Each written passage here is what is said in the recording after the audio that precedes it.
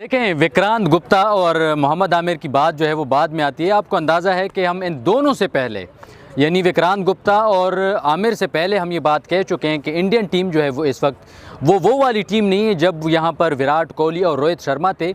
तो इनको इस दफ़ा अंदाज़ा हो जाएगा, उस दिन अंदाज़ा होगा। ये बात मेरी आप दोबारा बेशक चला लें अपने उससे। मैंने आपको बताया था कि जिस दिन भी किसी भी टीम ने उनको T20 के फॉर्मेट के मुताबिक बॉलिंग की तो इनको अपनी बैटिंग स्ट्रेंथ का अंदाज़ा हो जाएगा, और कल वो अंदाज़ा जो है वो इनको हो चुका है।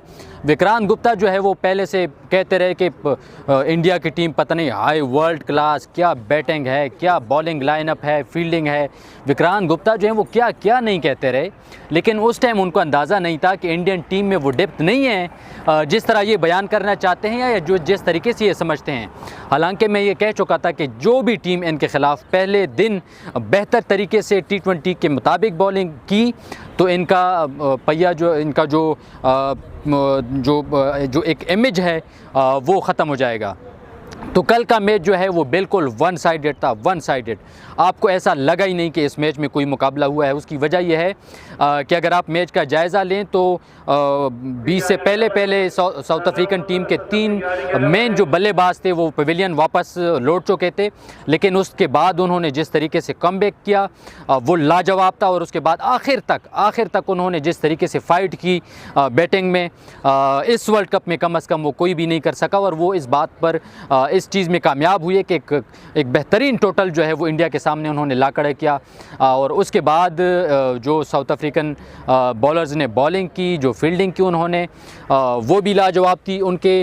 आप अगर उनकी जो फास्ट बॉलिंग लाइनअप है, जैसे ही मैच शुरू हुआ तो उन्होंने एक के बाद 2-3 विकेट्स जो ली, तो उसके बाद इंडियन टीम को अंदाज़ा हुआ कि वो एक मुसीबत में फंस चुके हैं। उसकी वजह यह है कि कल की जो आप जिसको टर्निंग पॉइंट कह सकते हैं वो ये था कि साउथ अफ्रीकन टीम के जो बॉलर्स थे उन्होंने पेस नहीं दी, किसी भी इंडियन बैटर को उन्होंने वो पेस नहीं दी जिस पर वो खुलकर खेल सकें। अभिषेक शर्मा जो है वो एक दफ़ा फिर एक्सपोज हुए, वो इस तरीके से कि चूँकि अब तमाम तर बॉलर्स को ये पता चल चुका है कि अगर आप उसको रूम नहीं देंगे खुलकर खेलने की तो वो आपको हिट नहीं कर सकते। और कल भी इसी तरीके से हुआ। उनके कैप्टन जो हैं उनके बारे में मैं पहले आपको बता चुका हूं कि वो किस तरीके से बैटिंग करते हैं। जब भी आप उनको पेस नहीं देंगे वो आपके ख़िलाफ़ बेहतर तरीके से बैटिंग नहीं कर सकते, और कल भी यही हुआ। और नतीजतन साउथ अफ्रीकन फास्ट बॉलिंग जो है उन्होंने भी बेहतर तरीके से परफॉर्म किया। उनके जो स्पिनर्स हैं उन्होंने विकेटें ली, और पांड्या जो है जिस पर बहुत नाज है इंडियन, ख़ास करके जो इंडियन जर्नलिस्ट हैं जो ये बार बार कहते हैं कि वो दुनिया का टॉप क्लास ऑलराउंडर है। ठीक है, वो है ऑलराउंडर, लेकिन इस लेवल का भी नहीं है जिस तरीके से आप उसको बनाने की कोशिश करते हैं। तो कल कोई भी इंडियन बैटर, कोई इंडियन बॉलर और ना ही इंडियन कैप्टनसी जो है वो उस तरीके से चल सकी।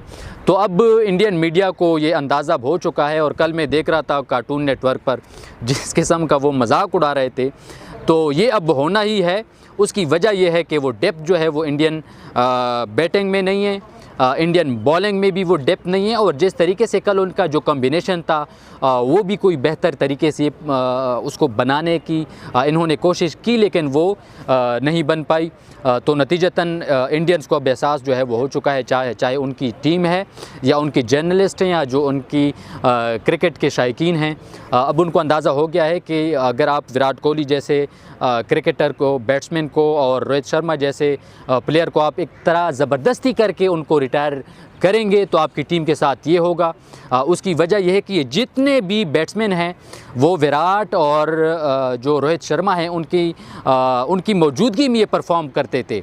अब वो नहीं है, तो उस तरीके से जब भी इस किस्म का मैच होगा, जब सामने से एक बेहतर बॉलिंग होगी T20 फॉर्मेट के मुताबिक, मैं बार बार ये वर्ड यूज़ कर रहा हूँ, उसकी वजह यह है कि पाकिस्तान ने अभी तक जो बॉलिंग की है वो T20 फॉर्मेट के मुताबिक नहीं की। उस्मान के अलावा बाकी शाहीन अफरीदी को देखें, शादाब को देखें, जितनी भी हमारे बॉलर्स हैं वो T20 के मुताबिक बॉलिंग नहीं कर रहे, जिसकी वजह से हमें मार पड़ रही है। उस्मान सिर्फ एक वाहिद बॉलर है हमारे पास इस वक्त जो T20 फॉर्मेट के मुताबिक बॉलिंग कर रहा है, तो इस वजह से वो अभी तक वो बचा हुआ है। और पूरी दुनिया की नज़रों में उसकी जो इमेज बिल्डिंग जो है वो हुई है।